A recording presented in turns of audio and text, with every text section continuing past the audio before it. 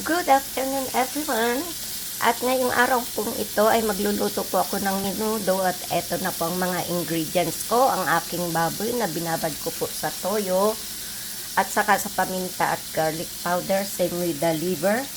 At hahaluan ko naman po siya ng carrots at green peas. At ang ating pong patatas na pinirito ko na po at lalagyan din po natin siya ng hotdog. Ayan po, at saka red pepper at tomato sauce. At eto po ang ating sibuyas, ginigisa ko na po. So maghintay po tayo at ipapakita ko po hanggang sa maluto. So eto po, nilagay ko na po ang aking karne. So lulutuin ko lang po ito ng mga 10 minutes at ilalagay ko naman po ang atay. Eto po, nilagay ko na po ang atay at tomato sauce sa ating niluluto.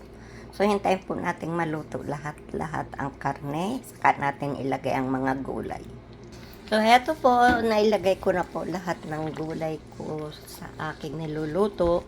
Ilagay ko na po ang green peas, ang carrots, at ang aking patatas at red pepper.